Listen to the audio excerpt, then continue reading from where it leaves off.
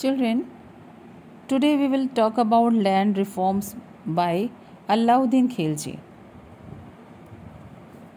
Already we have discussed about few of the steps by Alauddin Khilji like military reforms, control on the nobles, market regulations or market control policy, and a control of Mongol invasion. Now we will talk about land reform by Alauddin Khilji. यानी land reform के क्षेत्र में उसने क्या किया. Alauddin Khilji order to measure all the land which was under cultivation. यानी land reform के लिए उसने क्या कदम उठाए. अलाउद्दीन खिलजी ने उसने क्या किया कि जितनी उसका जो स्टेट था, जो उसका राज्य था, सारी जो ज़मीन थी, लैंड थी, उसको क्या किया, मेजर करवाया, उसको नपवाया. Which was under the cultivation. जो लैंड जो कल्टिवेशन में थी, जिस पर खेती की जाती थी, उसे उसने क्या किया, मेज़र करवाया यानी नपवाया. Now the land was categorize according to its fertility.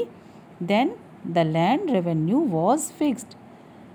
The land revenue was called खराज.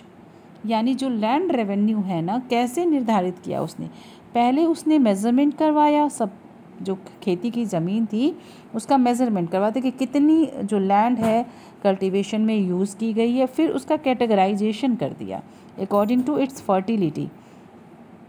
And then on behalf of the fertility the land revenue was fixed.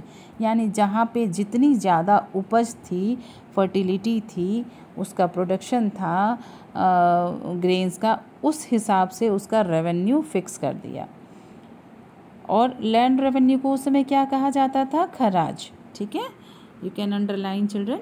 Now the next point, in order to get more money.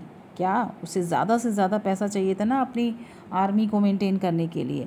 The land revenue of the Doab area, the area between Yamuna and Ganga was increased.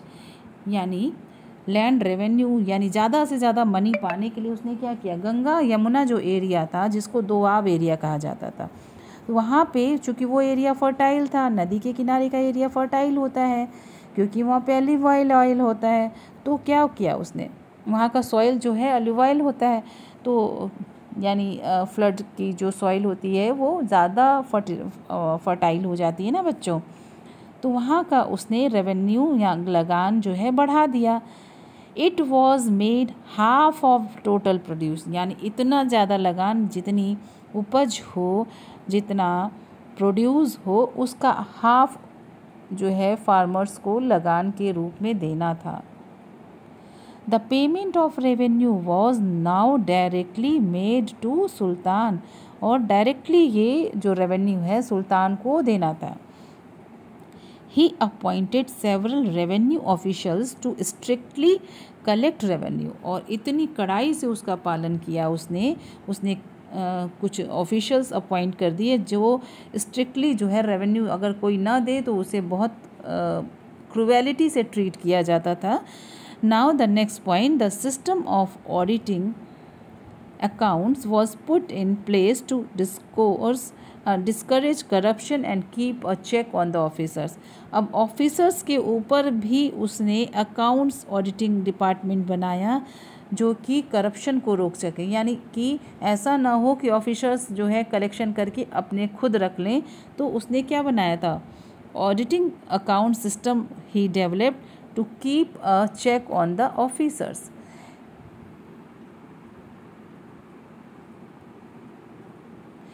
These administrative, economic and military reforms suggest that Alauddin Khilji was not only a military genius but also a visionary leader.